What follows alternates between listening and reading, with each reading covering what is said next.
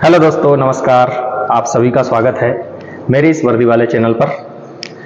आज हम Madhya Pradesh police physical से रिलेटेड बातें करेंगे और आपको एक बात की खुशी हो जानी चाहिए कि अभी चुनाव से पहले आपका फिजिकल नहीं हो पाएगा।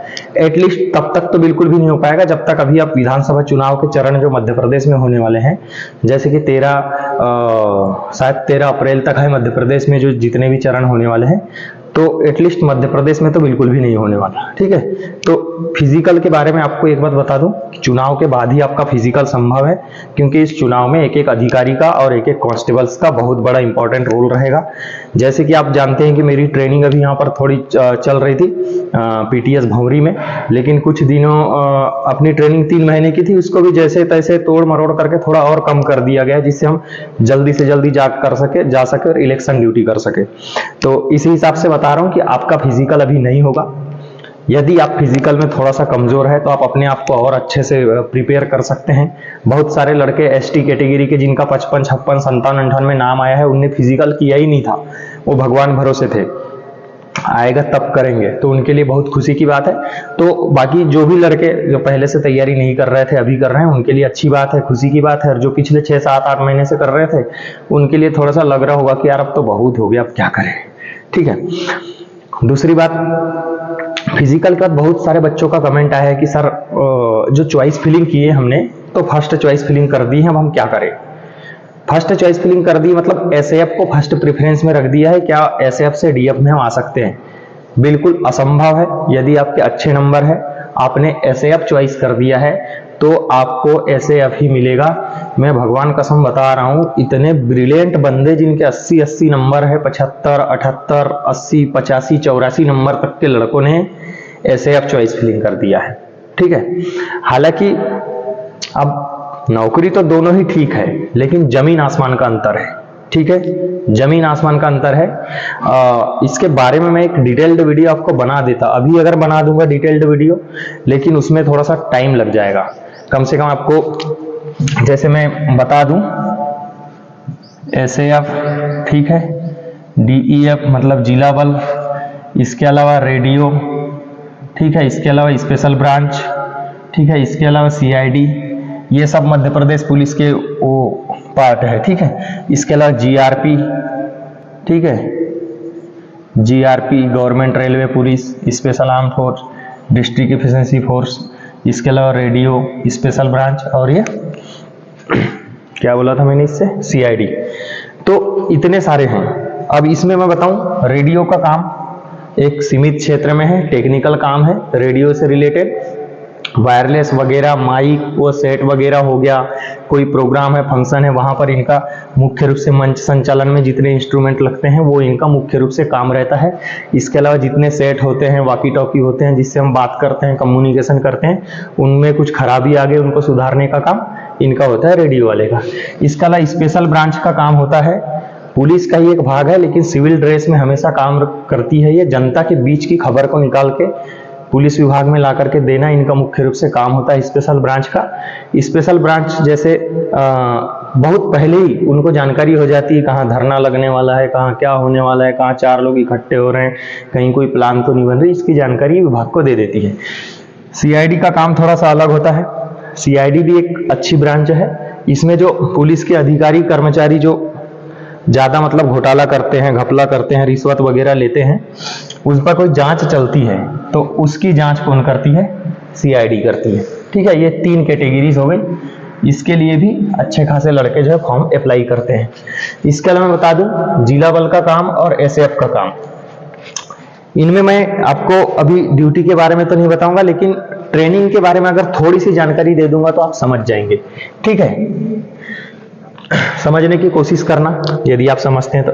हाँ, इसी का एक पार्ट है जो जीआरपी है, इसी में जब अपन फॉर्म भरते हैं एमपी पुलिस का तो उसी में जीआरपी चॉइस फिलिंग कर देते हैं। जो जीआरपी में अच्छे नंबर ला करके जीआरपी में चले जाते हैं तो रेलवे पुलिस में हो जाता है उनका। ठीक है, जैसे आपके क्षेत्र में कोई रेलवे स्टेशन है, ठीक है, रेलवे स्टेशन के पास ही एक पुलिस स्टेशन है, आरपीएफ नहीं, आरपीएफ तो रेलवे की तरफ से निकाली जाती है, लेकिन ये जो जीआरपी है ये गवर्नमेंट रेलवे पुलिस है। ठीक है, आरपीएफ के लोग जो पकड़ के लाएंगे रेलवे स्टेशन में, कुछ भी घटना होगी, जो भी जानकारी होगी, उसका रिपोर्ट दर्ज करेंगे जीआरपी। ठीक है, इस बात को याद रखना। इसके अलावा एसएएफ की बात करूं तो मुख्य रूप से एसएएफ की ड्यूटी जो है सामान्यतः गार्ड, संतरी पहरा, इसके अलावा लॉ एंड ऑर्डर की ड्यूटी 100% आपको करनी होती है। इसके अलावा बहुत सारी इसकी कंपनियां रहती है, कंपनी मूवमेंट होते रहती है और वहां पर इसकी आपको ड्यूटी करनी रहती है। लेकिन जिला बल में ऐसा नहीं रहता। जिला बल में क्या होता है कि आप एसपी के अधीन रहेंगे, थानों में पदस्थ रहेंगे, गांव वालों से आपका हर दिन संपर्क बना रहेगा। किसी तहसील में हो, चाहे आप प्रॉपर भोपाल में हो, जबलपुर में हो, इंदौर में हो, ग्वालियर में हो या कहीं छोटे सिटी के थाने में आपकी पोस्टिंग रहेगी। तो आपके थाने के अंतर्गत जैसे 60-70 गांव है तो गांव को बीट में बांट दिया जाएगा अलग अलग। जैसे उस थाने में 10 आरक्षक है तो और 100 गांव है तो 10 बीट बन जाएंगे, 10-10 गांव के। तो आपके संपर्क में 10 गांव आ जाएगा। उन 10 गांव की डिटेल्स, उसमें कुछ घपला तो नहीं हो रहा है, कहीं कुछ स्मगलिंग तो नहीं हो रही है, ठीक है, मर्डर वगैरह जो भी है ये सब, ठीक है। यानी मुख्य रूप से बीट इसीलिए बांटा जाता है ताकि कम से कम अपराध हो, ठीक है। चूंकि सभी आरक्षक को दे दिए, मान लो 10 आरक्षक को पूरे 100 गांव का बंटवारा कर देंगे एक साथ में कि तुम कहीं भी जा सकते हो, तो क्या होगा, कोई इधर कोई उधर कोई उधर चला जाएगा। इसीलिए बीट में बांट करके जो है आरक्षक का काम दे दिया जाता है। तो मुख्य रूप से जिला बल का वही काम रहता है।